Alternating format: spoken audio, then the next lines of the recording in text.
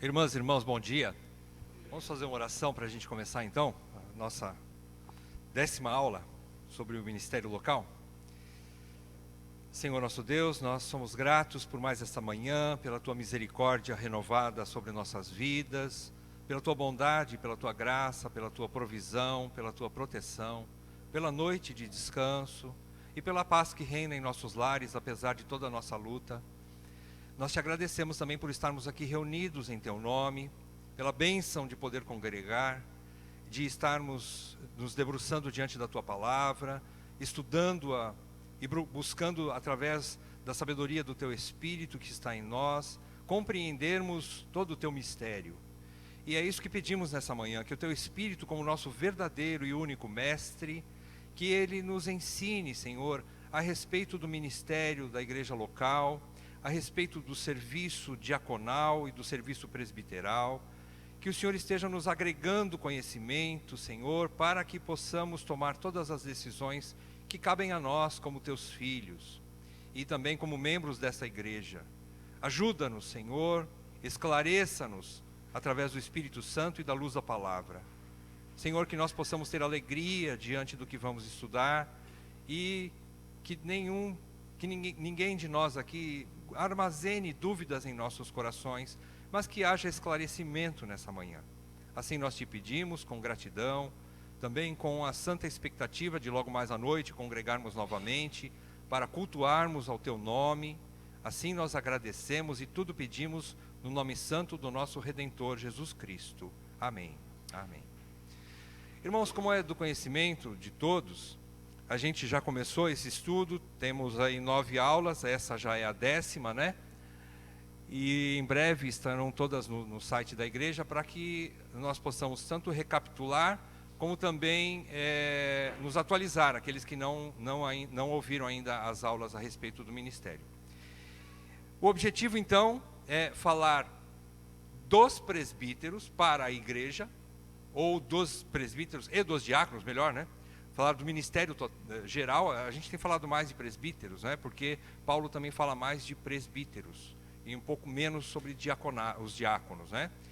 E baseado nos textos de 1 Timóteo, de Tito, que a gente está, nós nos baseamos, então por isso a gente fala um pouco mais sobre presbíteros. Mas a gente está falando dos oficiais da igreja, para que a igreja conheça aqueles que realmente têm o dom para o ministério, que são aptos para esse ministério, para que a gente, como a gente está aí na iminência dessa nova eleição, né, agora em março, a gente saiba como poder tomar essa decisão. A quem escolher? Quem são aqueles que Deus está me mostrando através da sua palavra, que são aptos para exercer o presbiterato ou o diaconato, não é?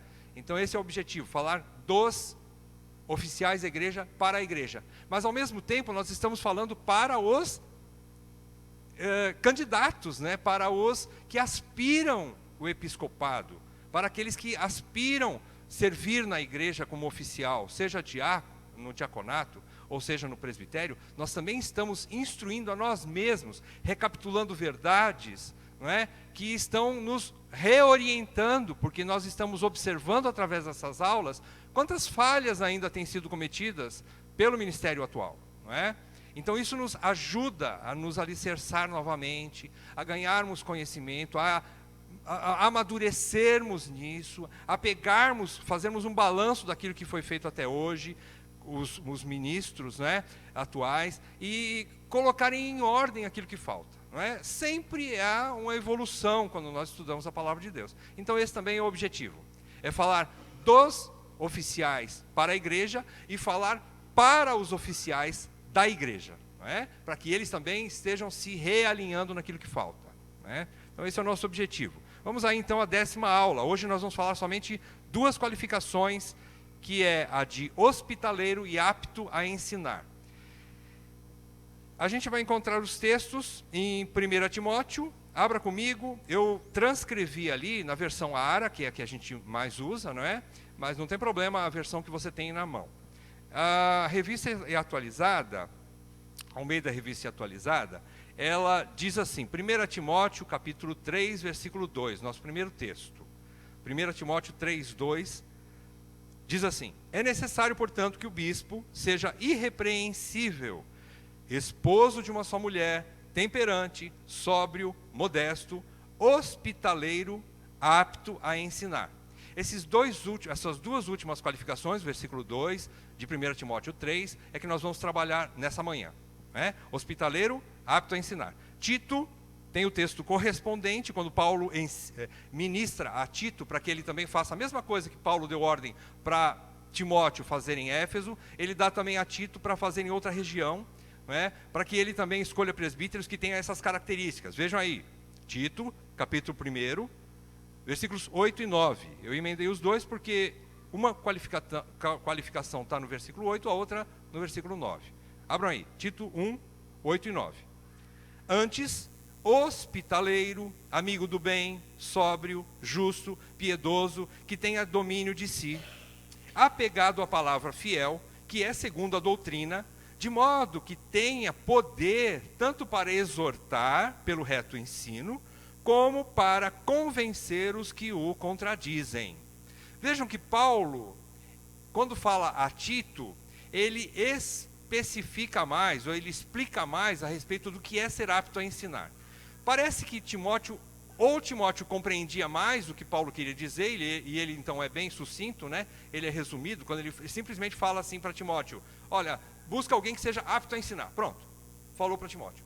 Para Tito, ele explica mais. O que é apto a ensinar? Ele coloca aqui, versículo 9, apegado à palavra fiel, segundo a doutrina, a sã doutrina, e que ele ganhe este poder. Este homem deve ter um poder. Veja que o poder não é aqui para ele fazer coisas para si próprio, a seu próprio benefício, mas ele tem um poder para exortar e para convencer pessoas, através do ensino.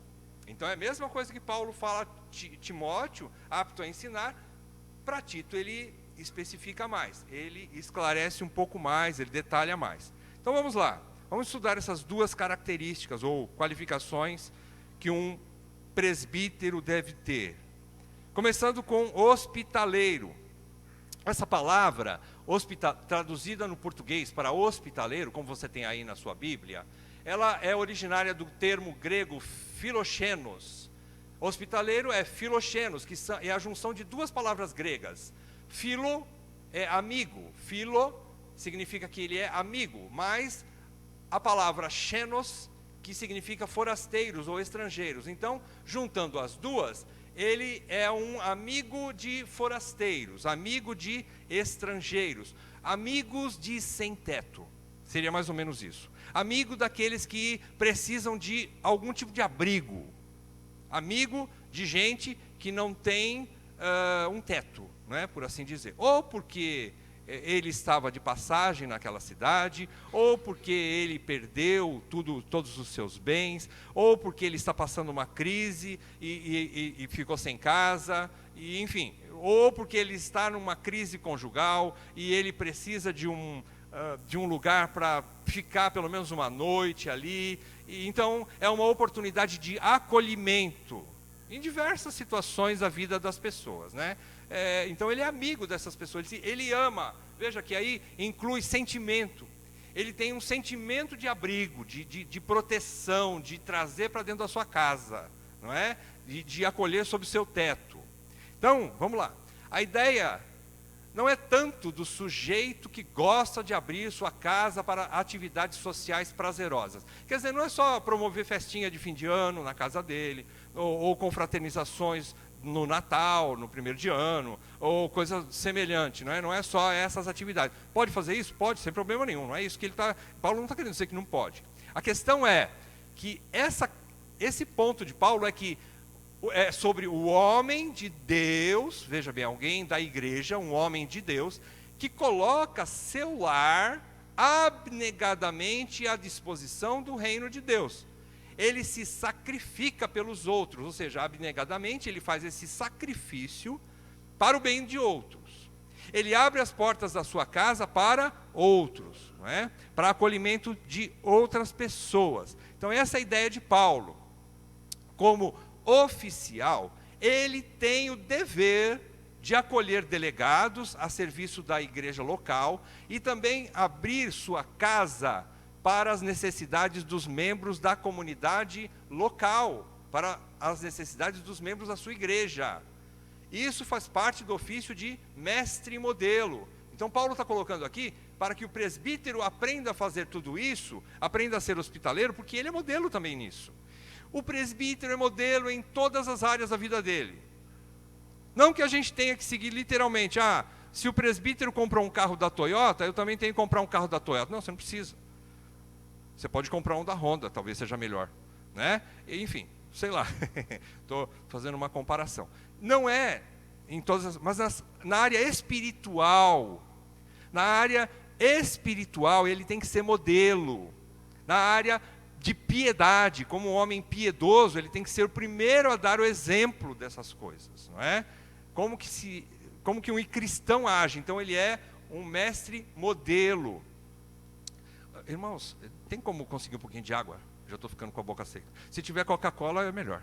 Se não tiver, não tem problema. Muito bem. Então vamos lá. Avançando um pouquinho mais. Alguns comentários que a gente pegou daquele site calvinista, né? Aquele blog calvinista de Bereia, Igreja Batista Bereia. O primeiro deles de D.A. Carson. Eu peguei só 2 comentários de hospitaleiro, porque vocês vão ver que não tem muita complicação para a gente entender sobre hospitaleiro. E vamos avançar no apto a ensinar, que é mais sério, em algum aspecto. Então vamos lá.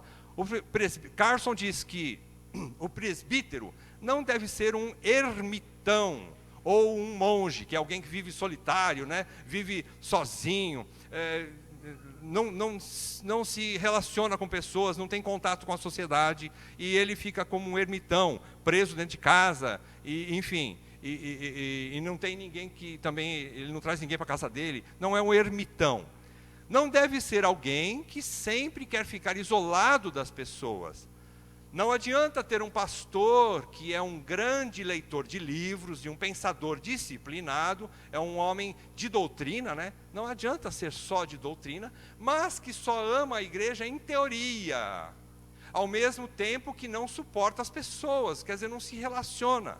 O ministério é algo ligado a tocar as vidas das pessoas. Isso aqui foi uma bofetada na minha cara, irmãos, eu vou confessar para vocês, porque é algo que a gente precisa... Opa, obrigado. É algo que eu preciso estar recapitulando e revendo isso na minha vida, não é?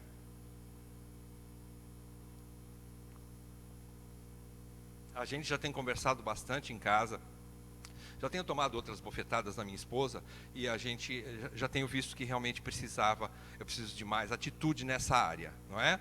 Então é uma coisa que eu preciso me arrepender, e graças a Deus pela sua palavra, eu estou tendo a oportunidade de falar para vocês, e eu não sou modelo, pelo menos nesse primeiro mandato, né, que a gente pode dizer assim. Mas eu quero aprender, peço oração dos irmãos. Então, hospitaleiro é isso. Ele é ligado a tocar a vida das pessoas, ele tem relacionamento com as pessoas, ele está sempre ou tomando um café, ou nesse tipo de hospitalidade, não só também recebendo em casa, mas também visitando. É outro tema, a visitação também, não é? Mas aqui ele está falando sobre exatamente ao contrário, receber em casa, abrir a sua casa para as pessoas virem até ele, hospedar as pessoas, acolher as pessoas, não é? Mais outro comentário, depois do Dr. Carson, temos de João Calvino. Conhecem ele? Pois é, vamos ver o que ele fala. É um resumo, tá? Porque era gigante, eu fiz um resumo da parte principal. Essa virtude é e sempre será altamente necessária em um bispo. Vocês sabem que bispo é sinônimo de presbítero ou de pastor, tanto faz. Por muitas razões, diz Calvino. O que ele diz?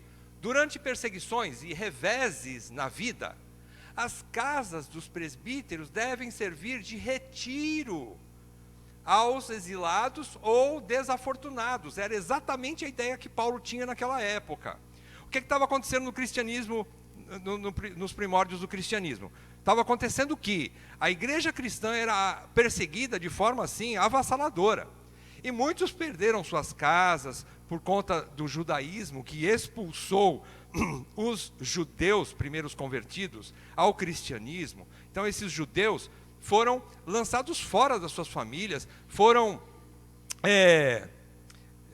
como é que a gente pode dizer? Expulsos, né? Perderam suas posses, os pais tomavam as posses dos filhos que eles tinham herdado dos pais, por conta que esses filhos judeus se converteram ao cristianismo. Então os judeus mais velhos, e eles não abriam mão da sua religião, e expulsaram seus filhos e tomaram as suas posses, as posses dos filhos de volta. E assim com outros judeus também aconteceram a mesma coisa. Eles ficaram sem casa. O que acontecia? Os presbíteros tinham que abrigá-los. Essa é a ideia que Calvino está traduzindo aqui para a gente, ou está explicando para a gente, né? Então, diante desses reveses, dessas perseguições, reveses também acontece nos nossos dias. Você não tem a perseguição, literalmente, nos nossos dias, né? Perseguição contra o cristianismo, pelo menos aqui no Brasil, graças a Deus, até o presente tempo, a gente ainda não tem, né, esse tipo de perseguição. Não sei se vai acontecer. Mas se acontecer, os presbíteros têm que ser os primeiros a estarem preparados para servir como uma base de refúgio, não é? Como um campo de refugiados, para abrigar essas pessoas, não é? E acontece que pessoas podem perder suas casas, não é? Por algum revés na vida dele, por algum contratempo, por alguma coisa que aconteceu muito errada, e às vezes a pessoa perde a sua casa, ou porque ele fez uma coisa errada, ou não, mas às vezes ele perde a sua casa, e fazendo coisa errada, ou não, o presbítero não pode deixar de abrir a porta para essa pessoa. Não é questão, ele fez um mau negócio, e ele teve que dar sua casa para pagar esse mau negócio. Então já que ele pecou, ele errou, então eu não vou acolhê-lo, de jeito nenhum. Aí ele não está colocando o coração na vida do irmão. Aí ele está dispensando o irmão, jogando fora com tudo, não é? Jogando bebê com cocô na água suja, com tudo, né? Então não é isso que se faz. Cristianismo não é isso. Cristianismo abriga o seu irmão, seja em qualquer circunstância. Depois acerta com o irmão. Depois explica para o irmão onde ele errou, para que ele se ajeite, não é? Mas a princípio, a sua casa tem que estar aberta para acolhimento dessas pessoas, não é? E Calvino continua: ora, se os presbíteros não indicarem o caminho a outros nesta área, estaria negligenciando o exercício da humanidade, e assim os pobres fugitivos ficariam grandemente desanimados. Quer dizer, as pessoas ficariam sem referência. Ora, se o meu presbítero, o meu irmão mais velho, o meu pastor, ele não me acolhe, ele não tem esse coração dilatado para mim, de quem que eu vou buscar ajuda? Em quem que eu vou olhar para os outros, né? A igreja? A quem que eu vou imitar? Paulo diz isso: sede meus imitadores como eu sou de Cristo. Então, ele, como o mestre, Paulo, ensina aos outros mestres que eles sejam mestres, modelo, exemplo. E na hospitalidade é necessário que aconteça isso, não é? Então, avançando um pouquinho mais, a gente entende que a casa do presbítero não é do presbítero. A casa, ele não pode dizer assim: essa casa é minha. Não, ele tem que dizer: essa casa é nossa. Essa casa é nossa. Esse carro é nosso. O meu dinheiro é nosso. Difícil, não é? Mas seria assim. Essa é a questão. Avançando um pouquinho mais, as conclusões dos comentaristas desse blog. Os comentaristas pouco divergem quanto a este atributo de hospitalidade. O presbítero é o primeiro a abrir a casa para o uso do reino de Deus. E isso pode significar torná-la uma hospedaria para abrigar gente de fora ou irmãos da igreja, um restaurante para dar comida para quem precisa, não é?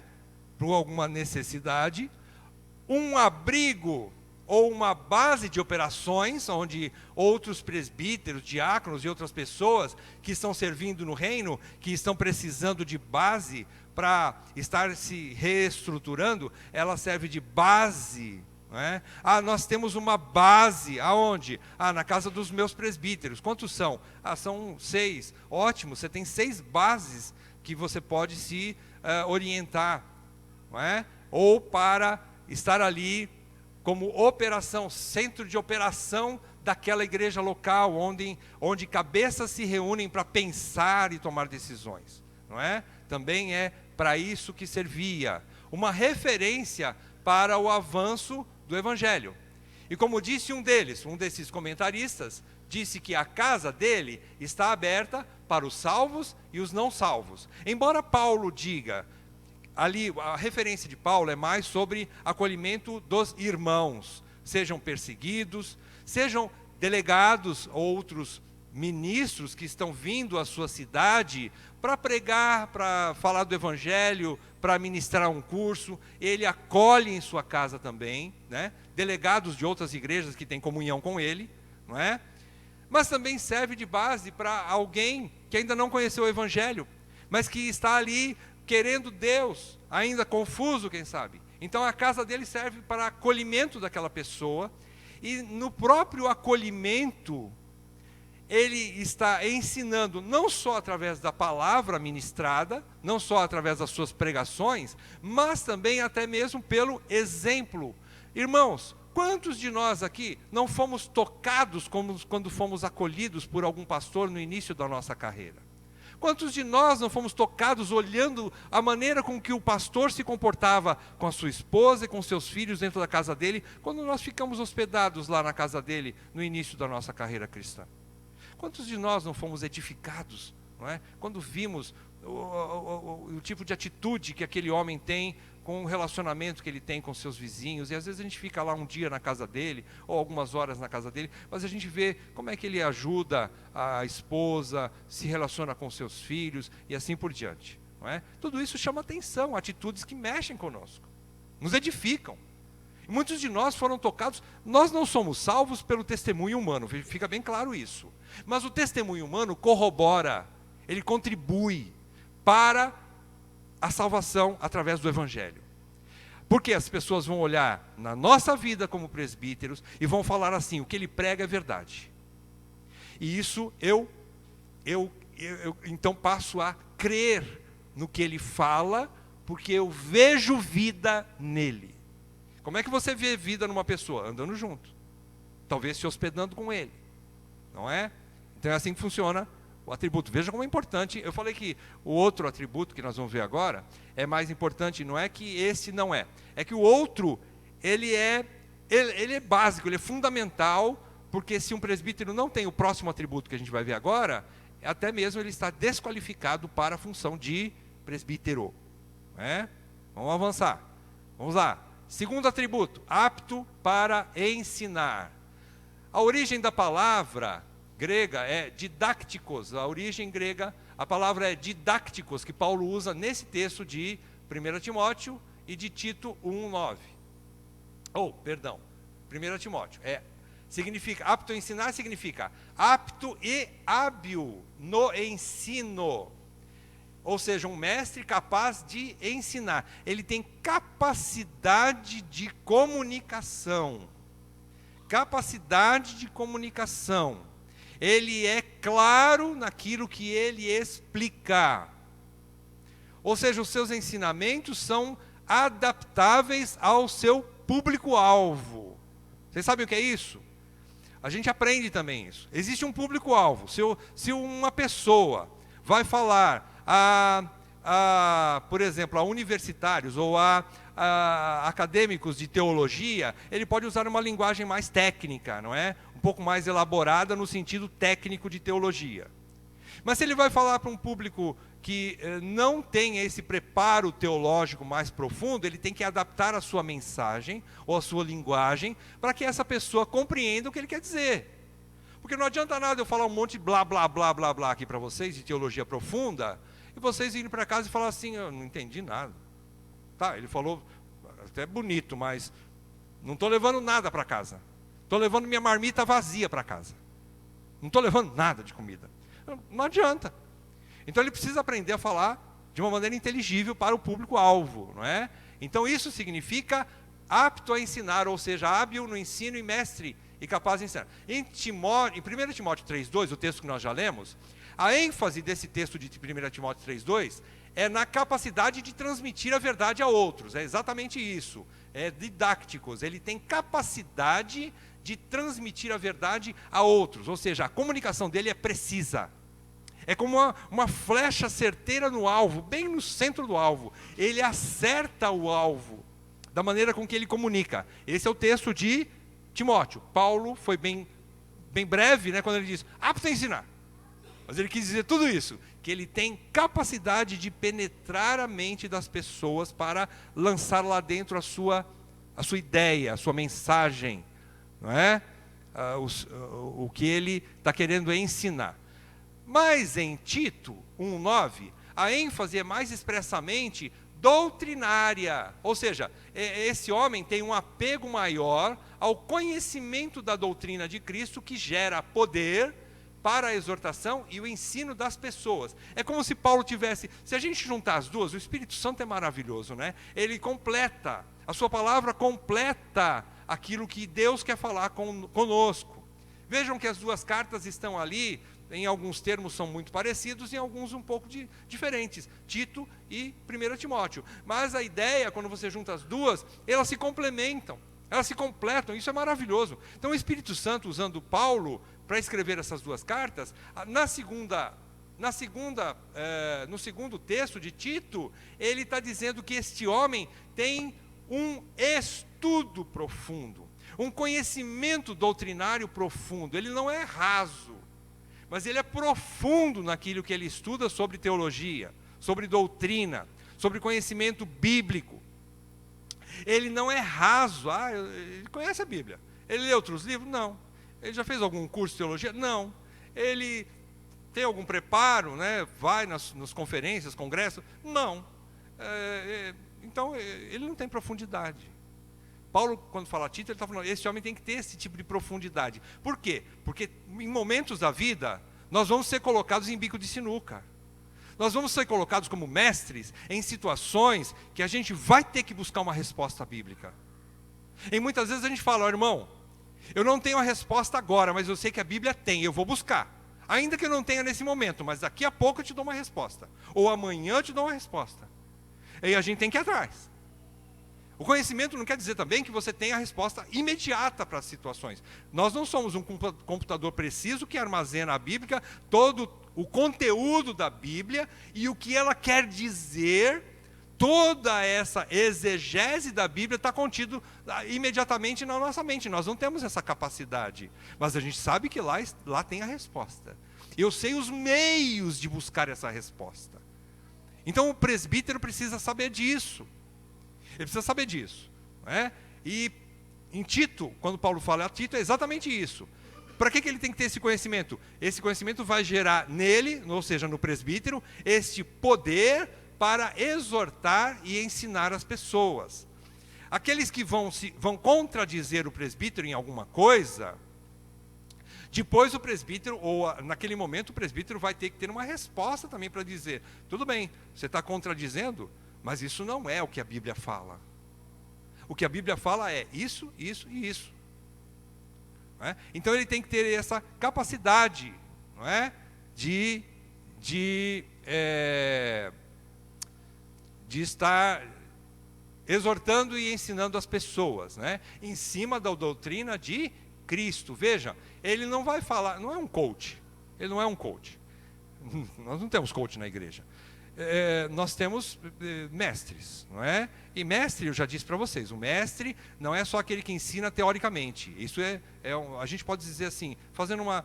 Eu sei que é como se fosse um sinônimo, professor e mestre, né? Mas a gente pode adaptar isso um pouquinho e dizer assim, na igreja nós temos mestres. Ele é um pouquinho mais que um professor, porque o professor, ele ensina só a teoria. O mestre, ele ensina e fala assim, anda comigo para você ver como é que eu faço. Eu estou te ensinando que você tem que amar a sua esposa como Cristo amou a igreja, tá? Meu irmão, estou te ensinando, você que é marido novo, recém-casado, vou te ensinar como é que Cristo ama a igreja. Isso é uma ordem bíblica. Agora vem cá, vamos lá em casa, vem ver como é que eu faço. É isso que o presbítero faz, não é? Então ele é mestre nesse sentido, ele dá o exemplo, além de ensinar a teoria, a doutrina, ok? Avançando um pouquinho mais, vamos aos comentários. Começando com Carson, resumo dele, diz o seguinte, D.A. Carson diz que o critério pressupõe conhecimento da verdade e de Deus, e a habilidade para comunicar tal verdade. Ocasionalmente, você encontrará pessoas que são comunicadores maravilhosos. Você encontra, por exemplo, os políticos, eles falam bem, não é? Então tá, você vai ter esses comunicadores maravilhosos, mas que não tem muito para dizer. Eles são vazios, eles não têm conteúdo.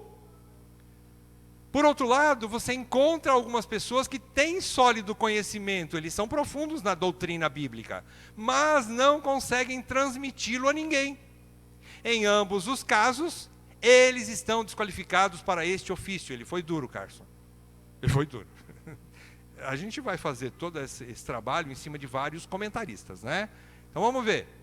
Habilidade para ensinar pressupõe conhecimento da Bíblia e do Deus da Bíblia. E também a habilidade para comunicar tal conhecimento. É aquilo que eu disse.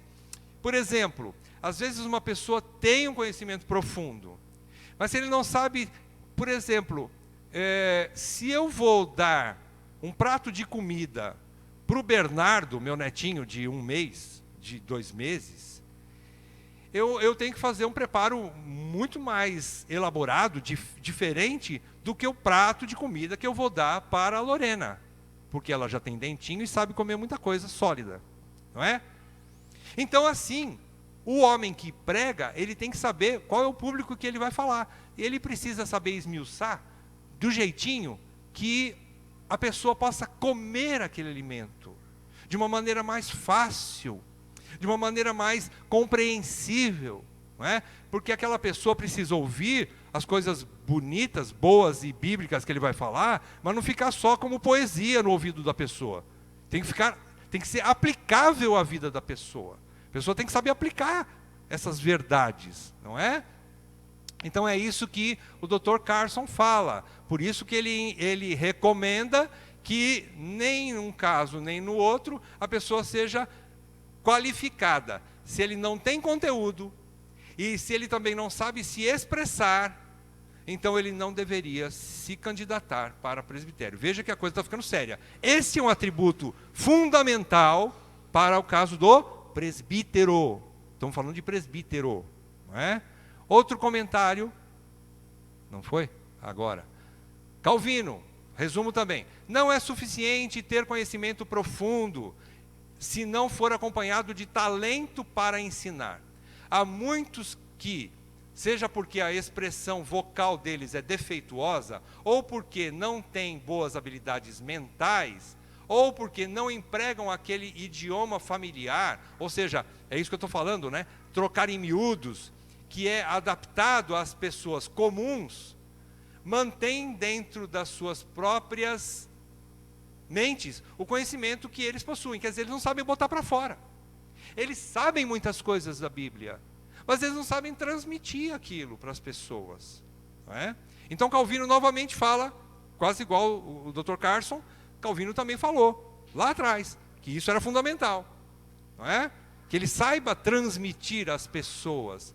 Mais um trecho de Calvino. Aqueles que têm o encargo de governar as pessoas devem ser qualificados para ensinar. E aqui ele não exige loquacidade da língua. Presta atenção. Ora, parece que Calvino se contradiz, não é? Mas ele tem que saber comunicar, mas não precisa ter loquacidade. Loquacidade seria uma linguagem extremamente, erudita, não é? Loquacidade é falar muito bem. Às vezes a pessoa tem algum probleminha de comunicação, mas ele sabe transmitir, ainda que ele tenha aí um português com algumas falhas, não é? Se ele fala nós foi, nós vai, você sabe que ele está falando o que ele quer dizer. Ainda que ele fale erradinho, né? Algumas palavras em português. Não tem problema, porque você sabe o que ele está falando. Você recebe aquilo, não é? Você entende o que ele está falando. Então existem detalhezinhos que passam por cima. É isso que Calvino está falando, né? Ele foi um pouco mais equilibrado, né? Loquacidade, ele não pode ter nenhum erro de português, né? na fala dele. Não é bem isso. Não é bem isso, não é? Porque nós vemos muitas pessoas cuja conversa fluente, olha, ele fala bem, pessoas que falam bem, não é adequada para a edificação. E daí? O cara pode falar muito bem, mas às vezes não é adequado para a edificação. Por que não é adequado? Olha aí. Mas ele recomenda sabedoria em aplicar a palavra de Deus judiciosamente. O que é aplicar a palavra de Deus judiciosamente? De forma sensata, justa e precisa. Judicioso é isso. para benefício das pessoas, para que as pessoas sejam beneficiadas. Ele tem que saber falar, ele tem que saber o texto. Se um casal, vamos supor, um casal está passando um problema conjugal, hoje estou quase fazendo um encontro de casais, né? Mas se o casal está passando um problema conjugal, ele tem que saber, primeiro, qual o material que ele vai expor, qual o texto bíblico que ele vai falar, o que é que adianta? Vamos supor que um casal vai lá em casa, está passando um problema de relacionamento muito sério, está com dificuldade de relacionamento conjugal. Chega lá em casa e eu falo assim, então tá, irmão, senta aí, irmã, vamos ler um texto aqui, ó. O Senhor é meu pastor e nada me faltará. Guardou no coração? Está resolvido o problema? Não está nada. Eu não soube aplicar judiciosamente ou de forma sensata, não é? Justa e precisa o texto. Eu preciso ter o texto que seja adequado àquela enfermidade, um remédio que seja adequado àquela enfermidade. E não só isso, eu preciso também levar de uma maneira que as pessoas compreendam. Nilton, o que significa amar a esposa como Cristo amou a igreja? Significa que você vai ter que dar a vida por ela. É o que Jesus está falando na sequência. Opa, mas peraí, então eu vou ter que morrer por ela? Não, você vai ter que abrir mão muitas vezes da tua própria vida, das tuas próprias coisas, para o bem da tua esposa. Ela é o vaso mais frágil e você tem a obrigação de cuidar dela. Então eu vou explicar em detalhes o que significa amar. Estou falando em encontro de casais aqui? Pelo menos para os maridos, né? Então, aí as pessoas compreendem, elas são edificadas com a mensagem que vai receber do presbítero, não é? É assim que funciona, então, apto a ensinar, segundo João Calvino. Outro comentário, John MacArthur agora. Essa palavra é usada somente aqui e em 2 Timóteo 2, e 2 Timóteo 2, 2 e 24. Leia comigo, rapidamente, abram aí. 2 Timóteo 2, versículo 2. E o que de minha parte ouviste através de muitas testemunhas, quer dizer, Timóteo ouviu o ensino de Paulo, com muitas testemunhas que estavam perto, junto com Timóteo, ouvindo Paulo, da minha parte ouviste, isto mesmo transmite a homens fiéis. Veja que ele fala a homens fiéis, não é para qualquer homem, né? A homens fiéis e também idôneos, olha só, é uma categoria de homens, para instruir a outros, é o mesmo termo.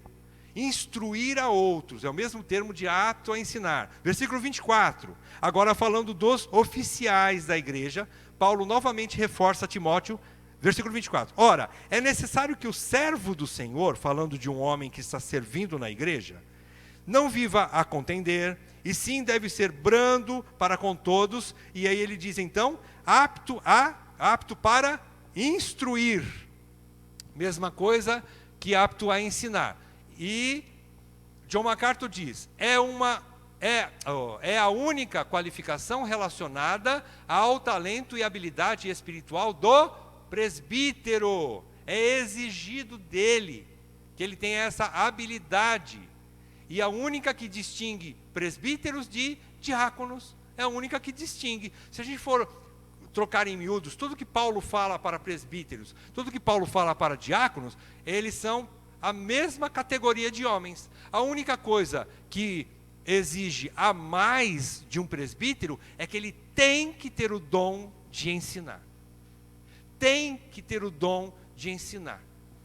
Se a gente pegar um diácono, todas as qualificações, a sua idoneidade, a sua maneira de... espiritualidade, a maneira com que ele se relaciona com Deus, a maneira com que a sua piedade, a maneira com que ele aplica tudo que ele aprende da palavra em sua vida, enfim, a sua vida particular, ela tem que estar em ordem, tanto quanto do presbítero, iguaizinhos. A única diferença é que o presbítero precisa ensinar. E não só ensinar, mas ser apto a ensinar. Ser um bom comunicador, não é? E o que mais MacArthur fala? A pregação e o ensino da palavra de Deus são os deveres principais do bispo presbítero. O bispo supervisor presbítero. São pregação e ensino, né? São deveres principais. Presta atenção no que MacArthur está dizendo. é importante que seja assim. Ele tem que ter essa noção. Mais um comentário, Matthew Henry, ele diz assim: portanto, é um bispo pregador. Ele tem que ser um bispo pregador, o presbítero, que Paulo descreve. Um que é, ao mesmo tempo, capaz e disposto a comunicar a outros o conhecimento que Deus lhe deu. Ele não só tem que ter o conhecimento, mas ele tem que dizer assim: eu quero ensinar. Eu preciso ensinar. Eu tenho fome de dar aula. Eu quero pregar. Ele precisa ter essa disposição de se oferecer ao serviço didático, serviço de instrução na igreja, não é? E não só capacitado, mas também tenha disposição, ele tem vontade de comunicar o conhecimento que ele tem. Um homem, né, que é talhado para ensinar e pronto a aproveitar todas as oportunidades de dar instruções, e que é ele mesmo bem instruído nas coisas do reino do céu, e é comunicativo do que sabe a outros. Ele sabe comunicar a outros o que ele sabe, o que ele conhece. Então ele pressupõe que um presbítero, ele é um bom professor, ele é um bom mestre, ele sabe ensinar, ele é apto a ensinar, só que ele tem que ter conteúdo também, não é? Ele precisa ter conteúdo, ele precisa ir atrás de estudar cada vez mais. O mestre que para de estudar e que ele acha que já sabe tudo, fatalmente está breve o fim da sua carreira de mestre. Por quê? Porque todo aquele que para de aprender, também um dia vai parar de ensinar. E é rápido. Se nós tivermos orgulho no nosso coração, soberba e dizermos assim: eu já sei tudo. Eu não preciso mais ir em tal conferência, porque eu sei tudo. Eu não preciso estudar tal livro, eu já conheço tudo. Eu já li a Bíblia 1.200 vezes. Não sei se alguém já conseguiu ler assim. Mas ele vai falar assim: não preciso nem estudar mais. Irmãos, a carreira dele está no the end, está no fim, está terminando, está bem no finzinho. Então ele não pode parar de aprender. Tem mais comentário? Não. Conclusões dos comentaristas sobre apto a ensinar. Portanto, o presbítero deve ser alguém que conhece consideravelmente a palavra e é capaz de manejá-la bem para o ensino e correção da igreja. Ele precisa saber disso. Ele precisa conhecer a palavra bastante para poder ensinar. A igreja é governada por Jesus Cristo mediante a sua palavra. Olha que interessante.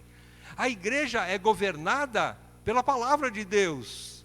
A igreja não é governada pela inteligência humana. A inteligência humana Deus deu para a gente entender a palavra e aplicá-la na igreja. A igreja é governada pela palavra de Deus. Depois a gente vai ver uma questão sobre isso. Já. Olha só. Se os líderes não sabem manejá-la bem, não serão capazes de dirigir o povo de Deus da forma que o Supremo Pastor deseja. Aqui, Paulo não está falando somente assim: bom, como igreja local, vamos buscar na Bíblia como é que a gente faz para a gente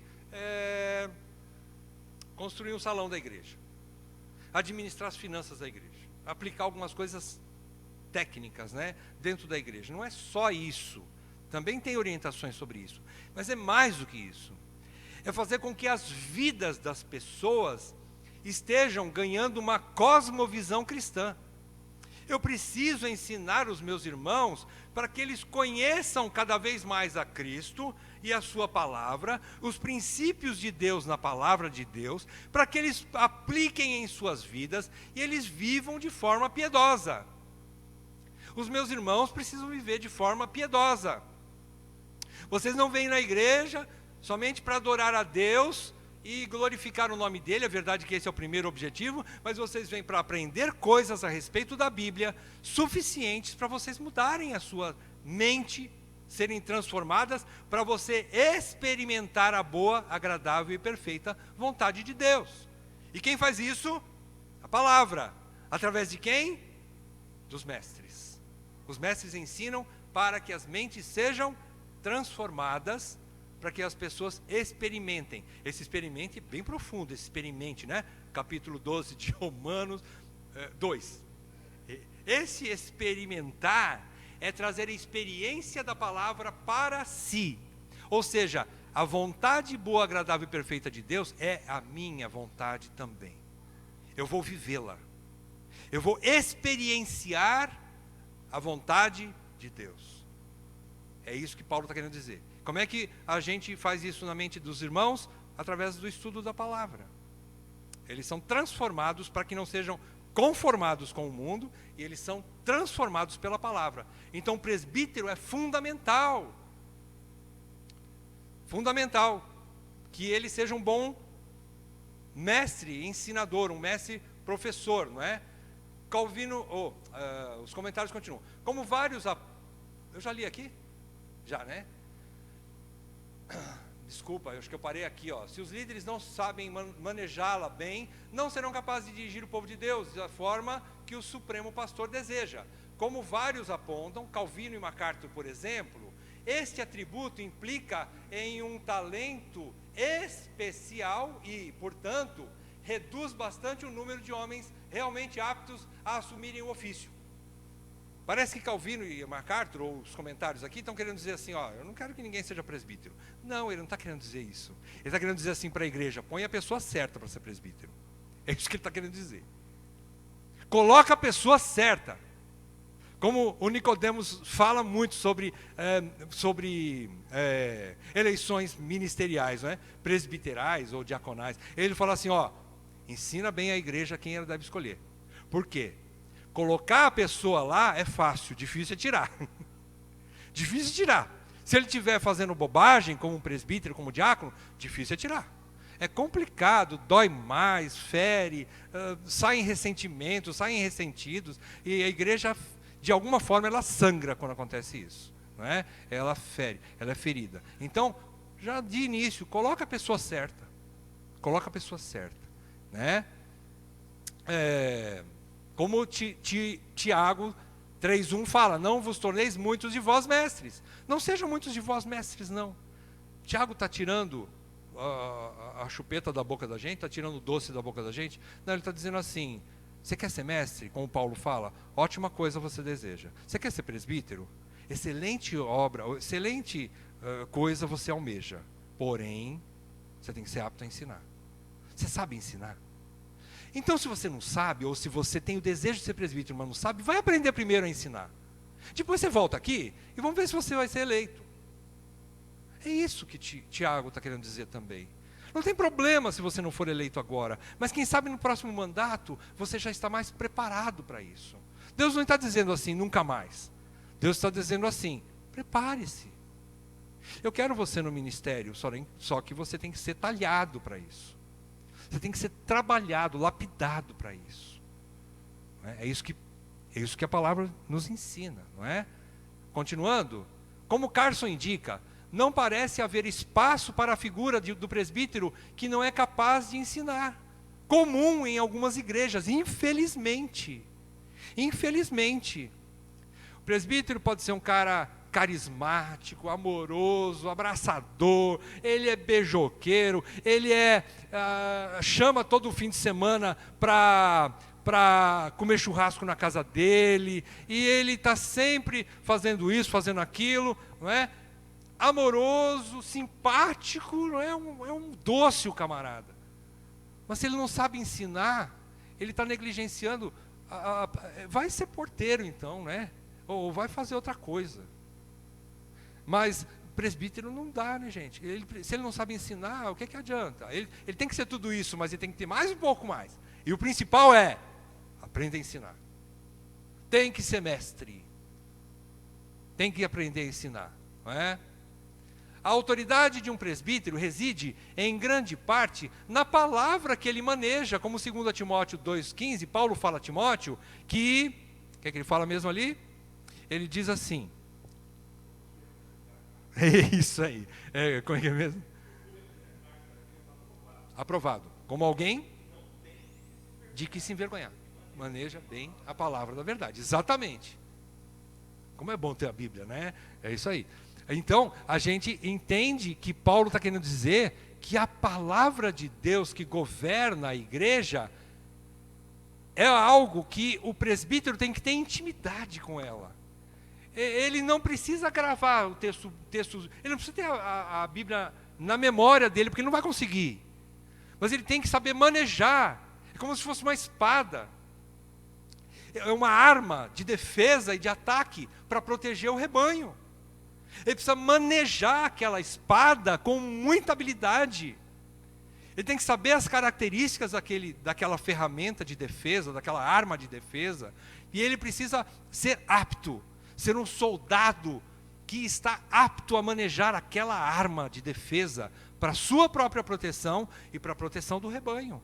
Que ele vai ser alguém que vai guardar, pastorear aquele rebanho.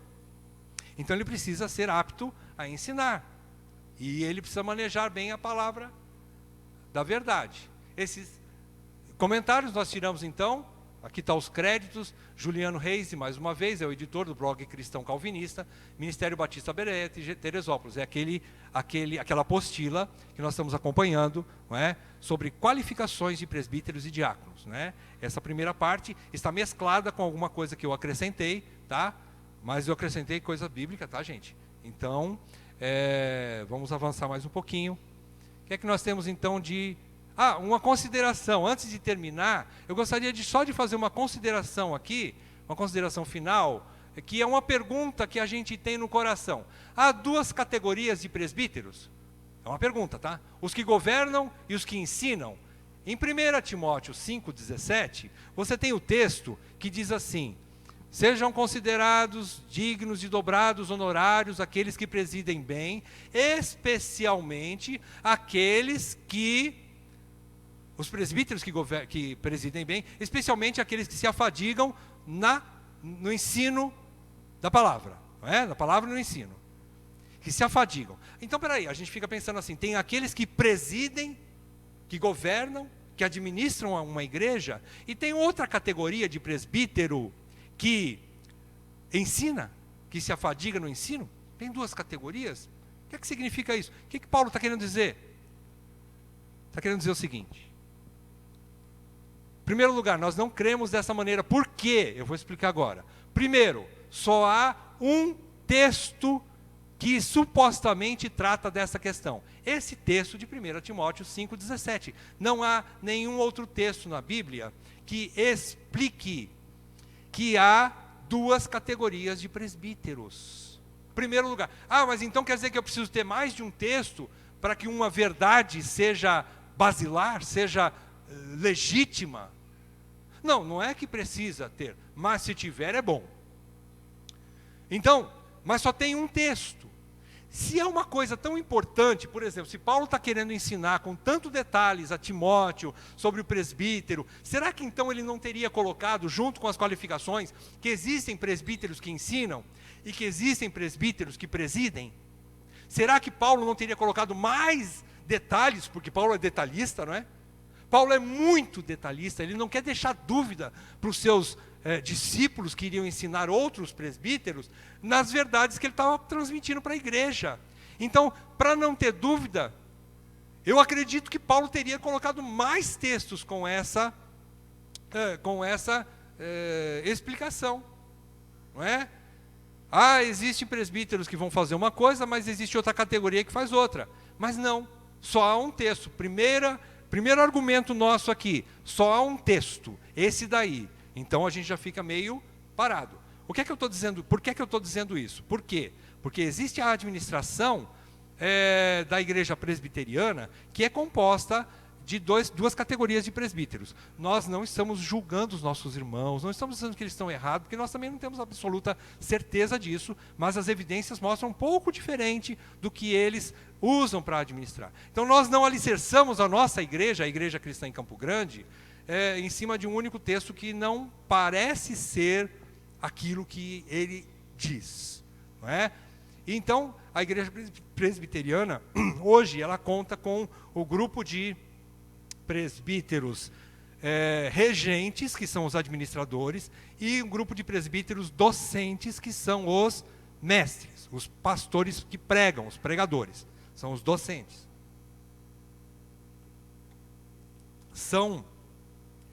Esses irmãos são maravilhosos, são modelos para nós. Grande parte do que eu aprendo são com homens presbiterianos, são mestres. Eu amo esses irmãos. E eu tenho esses irmãos em alta estima porque eles são profundos na teologia. A IPB, principalmente, estou falando da IPB, né? Ela é profunda na teologia. E eu amo esses irmãos. São referências para mim. Só que na área administrativa tem essa questãozinha que nós não vemos da mesma forma. Segundo argumento, esse texto aí, de 1 Timóteo 5,17, parece mais dizer que os presbíteros presidem através da autoridade da palavra de Deus. Por exemplo, se você trocar o especialmente por ou seja, ficaria assim: são dignos e dobrados honorários os presbíteros que presidem bem, ou seja, aqueles que se afadigam no estudo e na palavra. Quer dizer, então, que os presbíteros que presidem bem, eles presidem sob a palavra. Eles estão presidindo conforme a palavra, através do estudo e da pregação e do ensino da palavra. Então quer dizer que todos eles têm que ser mestres, não é? Então é isso que nós entendemos. Porque a igreja não é governada pelo que eu penso, pelo que eu acho, pelo que os diáconos pensam e acham. Ela é governada pela palavra de Deus, como referência que é a palavra de Deus. Ela é lâmpada para os nossos pés e luz para o nosso caminho, como diz o Salmo 119. Então é a palavra de Deus que tem a autoridade. O presbítero só tem autoridade se ele estiver cheio e obediente à palavra. Fora isso, ele não tem autoridade nenhuma. Ele é um homem normal, ele não tem nada de especial. Pecador como você, como eu, limitado.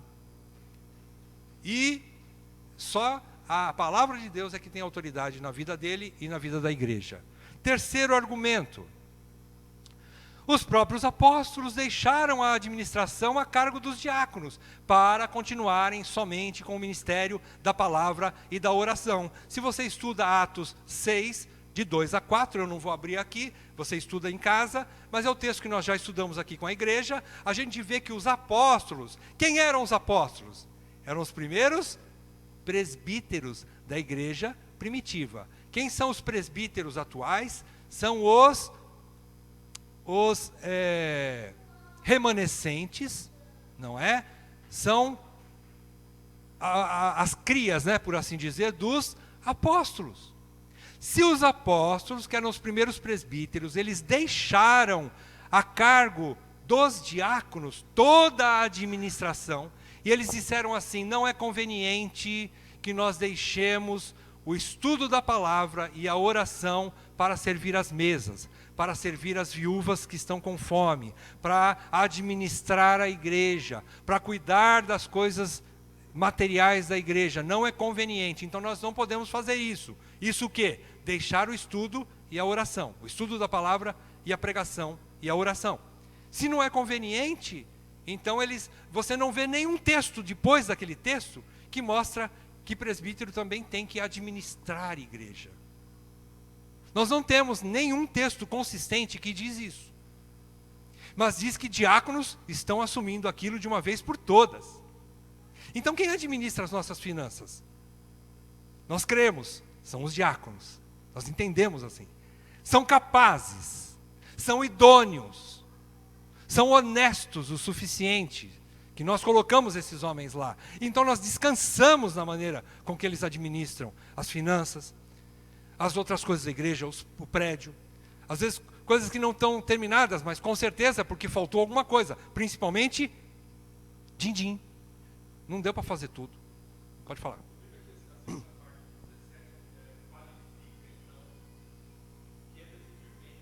O que é presidir bem? Isso.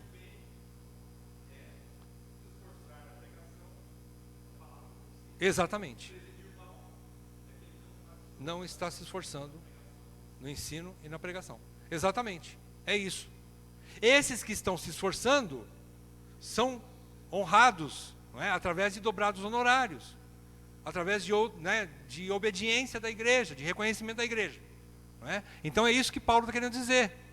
E Atos então nos ensina exatamente que os apóstolos deram um modelo para nós, de que eles, como os primeiros presbíteros da igreja, eles teriam que se afadigar no estudo da palavra e também na oração, no ministério da oração. E confiaram nos diáconos fazer essas outras coisas, que muitos acham que são presbíteros regentes, mas que a gente infelizmente não vê igual. Nós não vemos dessa forma, não é? Ah, mas o presbítero tem mais autoridade para mexer com grana. Por quê? Todas as qualificações do presbítero também são as dos diáconos, exceto ensinar. Por que um diácono não pode administrar finanças? Não vejo por quê. Não vejo. Não é? Sua vida vai dizer se ele é digno ou não. Aí, se ele for escolhido, beleza, eu confio nele. Não vou ficar como cachorro, cão de guarda, atrás dele, cheirando, farejando, como um cachorro que procura droga no aeroporto, se ele está fazendo tudo certo. Eu confio nesses homens. Eu descanso na administração dos diáconos. Como os apóstolos, lá em Atos, descansaram na administração diaconal. Coisa extremamente importante para a igreja, a administração diaconal. Homens preparados para isso. Eu preciso desses homens. Nós precisamos deles. Avançando. Conclusões gerais. Primeiro, a hospitalidade é uma forma de promover o ensino. Também serve para recrear as almas atribuladas e faz parte do serviço pastoral de apacentamento, que o serviço pastoral de apacentamento nada mais é do que prover, proteger e servir. Não é? Apacentar quer dizer isso, prover comida, sustento, abrigo e palavra. Prover, alimentar, não é só também comida material. Lógico, se uma pessoa está passando fome, não adianta eu abrir um texto para ele, né? João fala na sua primeira carta, olha, se alguém está passando fome, ou se ele está com frio, e você fala, vai-te em paz, mas não der nada para ele se cobrir no frio, que loucura! João fala, isso aí não é atitude cristã, não é? Ou você tem que servir, dar comida para ele, dar um abrigo para ele, dar uma roupa para ele, se vestir do frio. Não é? Atitudes. Mas prover também significa ensinar. Alimentar com a palavra. Alimentar com a palavra. Porque da comida os espíritas fazem, mas eles estão mortos em seus delitos e pecados. Da comida, muitos romanistas fazem. Boas ações, muitos ímpios, anticristãos fazem. Mas eles não têm nada a ver com Deus. Boas obras como essas são obras mortas. Não são referência para nós. Mas são obras mortas. Obras vivas são aquelas obras que nos levam para Deus. Eu tenho que alimentar as pessoas com o objetivo de ensinar o caminho do Evangelho. De mostrar o caminho para Deus. O que adianta eu dar comida? Eu só estou aumentando o tempo de vida dela aqui nessa terra, porém, longe de Deus. Não estou fazendo nada demais, como cristão não. Deixa que as assistências, as firmas, as ONGs, né, de assistência social façam isso. Eu não preciso fazer isso. Eu devo fazer isso com o objetivo de glorificar a Deus e de servir aos irmãos. Não é? Avançando. Segundo, o ensino é a base do presbitério e deve ser exercido de várias formas. Quais são as formas que eu posso exercer o ensino como presbítero? Ensino público é a pregação pública, pregação de púlpito, pregação geral, não é? Aulas. Ensino particular, ensinar de casa em casa. Paulo também fazia isso, não é? Ensinar de casa em casa. É um ensino particular. Às vezes um irmão tem uma dúvida doutrinária, ele precisa aprender a ensinar de casa em casa, não é? O presbítero precisa aprender a ensinar de casa em casa. É uma dúvida que não dá para abrir na igreja, mas ele tem uma dúvida que precisa ser esclarecida. Discipulado é um pouquinho diferente desse estudo particular, porque discipulado é andar junto, é dar o exemplo, é fazer para mostrar para o outro como é que faz. Isso é discipulado. Então, é um pouco mais do que ensinar particularmente. Pequenos grupos, às vezes a pessoa é um pouco inibida para grandes grupos ou para uma plateia maior, como o ensino público. Mas ele começa, então, ensinando para pequenos grupos. Tudo bem, você tem dificuldade em ensinar para a igreja toda, para uma plateia um pouco maior, mais numerosa? Começa com um grupo pequeno. Você tem desejo de ser presbítero? Tenho. Mas eu tenho um pouco de inibição, sou um pouco inibido para a plateia grande. Ok, comece dando aula nas reuniões de homens, nas reuniões caseiras. Nas de mulheres não, tá? Que já tem gente que vai dar aula. Tá? E aí vai. Você tem essa possibilidade de iniciar um treinamento para o ensino, não é? E o aconselhamento, o que é o aconselhamento? O aconselhamento é quando alguém tem uma necessidade, porque ele não sabe o caminho, ele tem dúvida. Olha, como é que eu faço para disciplinar um filho? Olha, como é que eu faço para reatar com a minha esposa? Como é que eu faço para administrar os meus negócios? Eu estou confuso. Como é que eu faço para tomar decisão se eu vou para a igreja ou se eu vou para o baile? Como é que eu faço essas coisas? Que decisão que eu tomo, meu irmão? Me ajuda. Isso é aconselhamento. Você vai ensinar a pessoa, não é? Aconselhando biblicamente, tá? Você não vai falar o que você gosta de fazer. Você vai falar o que a Bíblia ensina. Como presbítero, é isso que você tem que fazer, não é? Por último, aplicando agora para a nossa era, há uma necessidade urgente de resgate do ensino e aconselhamento pelos anciãos da igreja. A confiança que deve ser depositada em suas instruções não se baseia neles, mas na sã doutrina que devem ser mestres. Vejam bem, os anciãos, que são os presbíteros, ele tem que ser mestre, não é? Mestre da verdade. Ele tem que ser mestre da verdade. Isso não significa que ele está com a vida todinha em ordem naquilo que ele ensina. Mas ele tem que fazer por onde mostrar que ele está tentando se esforçar para colocar em ordem. Porque ninguém está 100%. Eu acabei de confessar para vocês o meu pecado, do meu primeiro mandato como presbítero, que eu não pude servir adequadamente como um pastor que visita e um pastor que recebe em casa. Eu não hospedei como deveria. Tem uma falha aí, no meu comportamento como um presbítero, não é? Então eu não estou 100%, eu posso ser mestre. Agora, se alguém vier me perguntar, irmão, eu gostaria de hospedar pessoas, como é que eu faço? Aí eu vou falar assim, olha, como eu não estou praticando isso, eu não sei nem o que te dizer. Não, eu não posso falar isso. Eu vou falar assim, irmão, a Bíblia diz o seguinte, olha, a Bíblia diz que você tem que hospedar. Aprenda a hospedar, isso é bom, isso é bíblico, isso é vida cristã. Então, vejam bem, muitos não estão querendo mais o aconselhamento dos anciãos. Por quê? Porque às vezes o ancião tem falhas. Porque às vezes o ancião já errou naquela área. Ah, então se o irmão errou naquela área, ele não serve mais para me aconselhar. Não é assim que a Bíblia ensina. Agora, se ele está fazendo por onde? Para melhorar, e mesmo que não esteja, a gente precisa entender que o ensino bíblico é ensino bíblico. Ele governa a igreja. Nós precisamos compreender que ensino bíblico é a autoridade máxima da igreja. Embora o presbítero tenha que ser modelo naquilo que ele ensina, isso não há dúvida nenhuma. Por isso que quando ele ensina alguma coisa, ainda que aquele princípio que ele está ensinando não seja plenamente verdade para ele, mas ele tem que entender assim, olha, meu irmão, eu estou ensinando uma coisa que eu ainda estou apanhando para aprender, para colocar em prática na minha vida, mas eu quero colocar em prática na minha vida. Então nós dois vamos aprender juntos.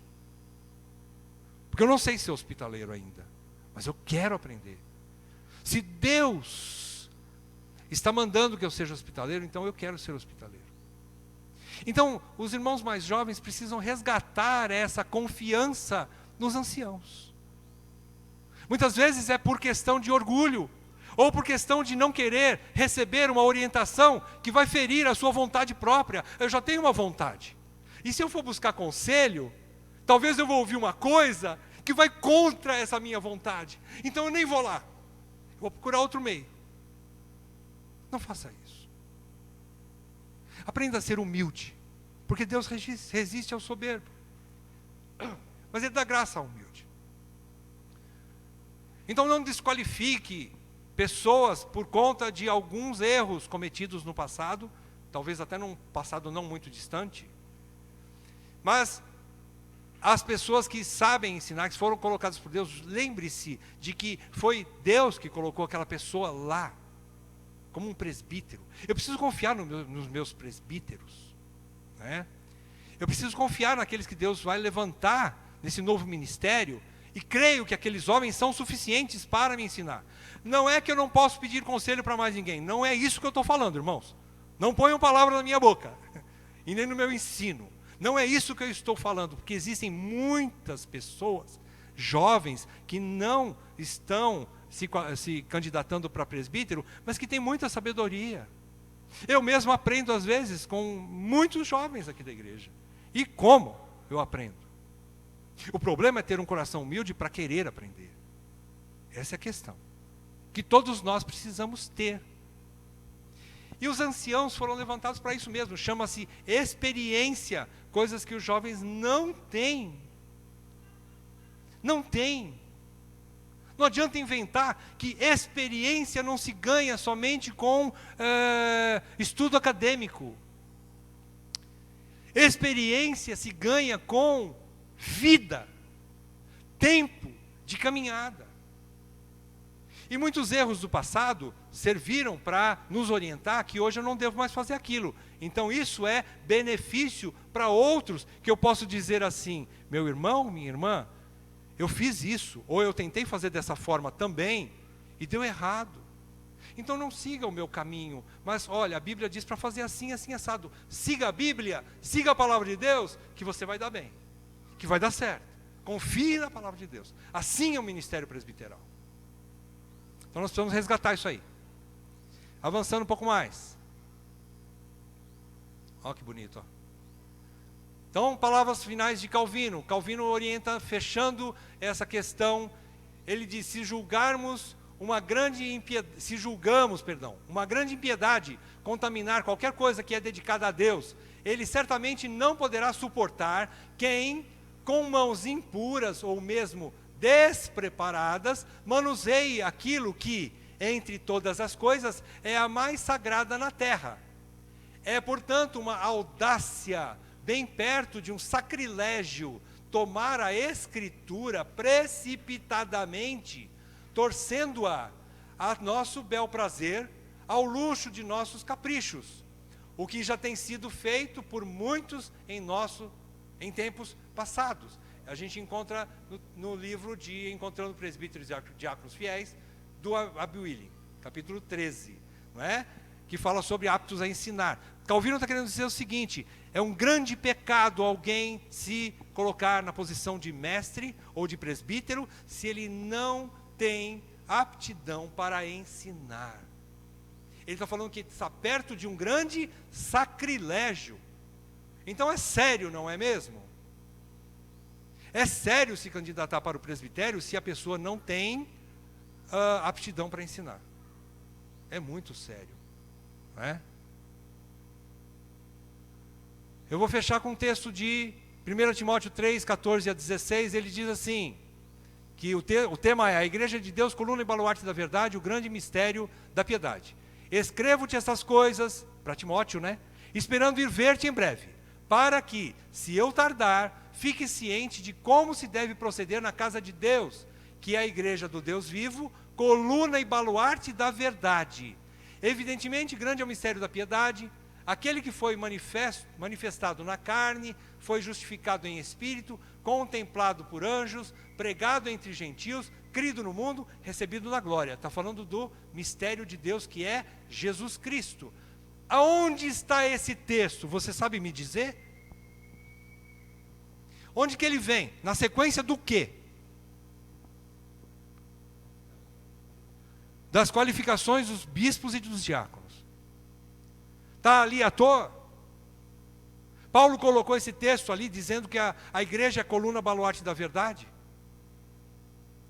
Logo depois que ele diz assim que o presbítero tem que ser apto a ensinar. Não está à toa. O que ele está querendo dizer, o que ele está querendo mostrar, é que é tão séria a qualificação de apto a ensinar, que ela mantém a igreja viva contra os falsos mestres. Nós temos muito medo de ficar sem dinheiro para pagar as contas da igreja. Nós temos muito medo de ficar sem luz para não ligar o ar-condicionado na hora de uma reunião. Nós temos muito medo de tantas coisas bobas. Mas a gente nunca pensou que um dia nós podemos ser atacados por falsos mestres.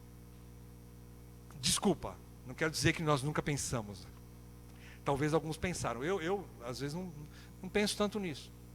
Mas é exatamente o que Paulo está falando. Nós precisamos de presbíteros que saibam manusear bem a espada da verdade, a palavra da verdade, e ensinar a igreja, para que a igreja saiba distinguir entre o falso e o verdadeiro evangelho. Porque depois no capítulo 4, na sequência de 1 Timóteo, ele começa a falar dos falsos mestres. Então os presbíteros são os protetores, ou seja, que a igreja é coluna e baluarte, ela é protetora da palavra de Deus, que é a verdade. E quem são os homens primeiros guardiões da palavra dentro de uma igreja? São os presbíteros. Se ele não tem profundidade em estudo da palavra, não sabe distinguir, tudo vem de Deus. O cara lá está abrindo a Bíblia para pregar, espírita também abre. Tem muita gente que abre a Bíblia. Muitos falsos profetas. Não serve para pregar aqui dentro dessa igreja. Nós precisamos discernir isso. Quem vem pregar nesse púlpito? Quem é apto. Nós precisamos conhecer o camarada. Não é qualquer um que vem ensinar qualquer coisa aqui. Então é tão sério ser apto a ensinar, que é vital para a igreja. E se nós não tivermos esses homens, a nossa igreja não vai durar muito. Não vai. A igreja não está sobre eles, está sobre a palavra. Só que Deus usa homens para ensinar a palavra. Eles são considerados também, de alguma maneira, colunas e baluartes da verdade, esses homens. Exatamente na sequência que Paulo está falando aqui. Desculpa, voltando. Tá. É só as fontes de pesquisa aí de onde nós tiramos todo esse estudo. Alguma pergunta? Nossa, nós passamos bastante tempo, né? Mas eu não quero deixar alguma dúvida, né?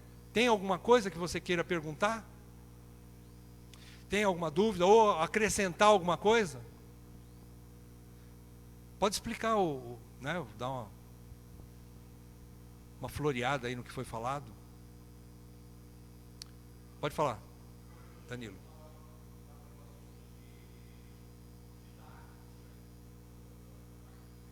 Uhum.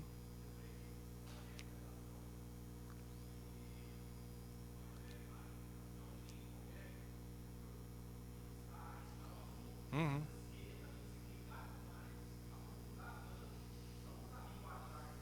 Uhum. Uhum.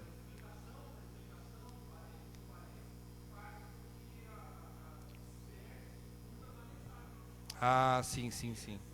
É. Aham. Uhum. Aham.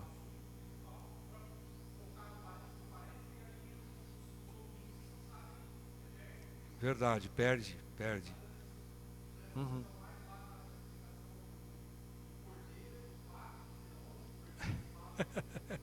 É verdade. É. A mensagem da palavra. Tem que ter foco na palavra, né? Exatamente. É. Isso. Muito também atrapalha. Tanto uma coisa como outra, né? Não explicar direito, não edifica, e também explicar demais, às vezes vai além, né? E também não edifica. É isso aí. Exatamente. Mais alguém gostaria de falar alguma coisa? Acrescentar?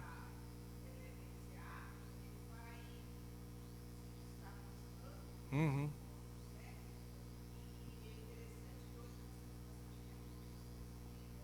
Uhum. Muitos recursos, é. Uhum.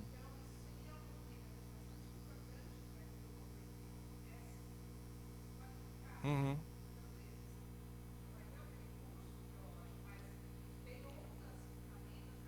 Sim. Uhum. Exatamente. Uhum.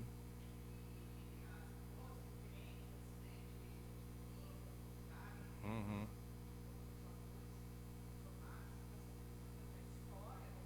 Uhum.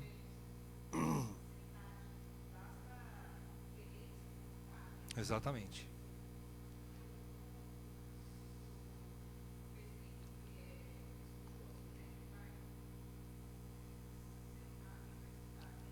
Sim, precisa se dedicar. Se afadigar no estudo, né? Uhum. É. Sim, sim. Aham. Exatamente, é.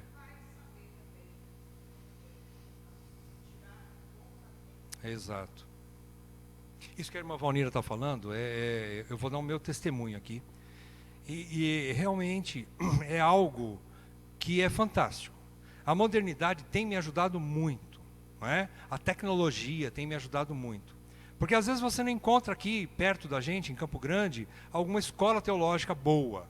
Mas quando você busca e você tem habilidade, eu não tinha habilidade em mexer com internet, com computador e tal, mas à medida que a gente vai exercitando, a gente vai abrindo a mente e vai ganhando, né, um pouco mais de habilidade para fazer isso, e a gente vai aprendendo e abre um campo assim maravilhoso para nós, né? Então hoje você tem cursos na Editora Fiel, você tem cursos fora do Brasil, não é, que nos ajudam, né, a ter uma visão teológica reformada mais completa e correta, né? Então isso é fantástico, usar a tecnologia para o reino de Deus, não é?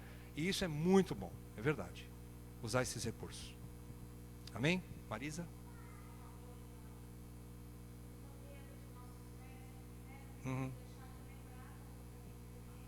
Uhum. Uhum. Uhum. Certo.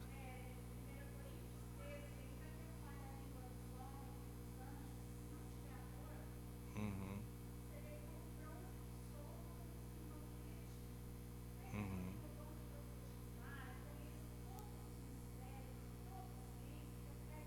Uhum. Uhum.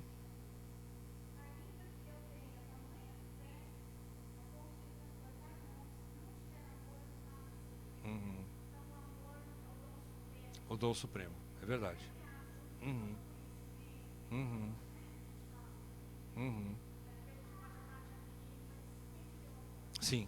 Em todas as qualificações, a gente tem que entender, como a Marisa abriu, todas as qualificações, o amor é o ingrediente que vai impulsionar, não é? Eu não estou servindo como mestre, porque se eu tenho isso no meu coração, de, por exemplo, de ficar famoso, os irmãos vão me levar em alta consideração, eu não estou amando, eu estou querendo para mim. Então isso não é altruísmo, isso não é serviço para os irmãos. Isso quer benefício próprio. Então o amor, ele tem que permear todo o meu ministério, por assim dizer, não é? Principalmente pelo Senhor e pelos do Senhor, né? Pelos nossos notáveis, não é? É isso mesmo. Amém? Tá bom, né? Vamos orar e vamos almoçar? Ó Deus, nós somos gratos, Senhor, pela tua palavra que é a verdade. E rogamos, Pai, que as tuas verdades, e somente as tuas verdades possam estar enchendo o nosso coração e nossas mentes, para que nós possamos estar sendo edificados na verdade. Que essa palavra dessa manhã, Senhor, esteja nos conduzindo para o caminho correto, a respeito de como identificar um presbítero e um diácono, que é segundo o teu coração. E para todos aqueles que desejam o episcopado, que essa palavra também esteja trazendo conhecimento da verdade e daquilo que é essencial para que essas pessoas sirvam no ministério. Senhor, nós desejamos que o Senhor levante homens para isso. Portanto, nós pedimos, Senhor, como o dono da seara, traga homens para o serviço, que a obra é muito grande. Assim nós te pedimos, com esperança, com gratidão, em nome de Jesus. Amém. Vamos em paz, irmãos. Bom almoço para todos.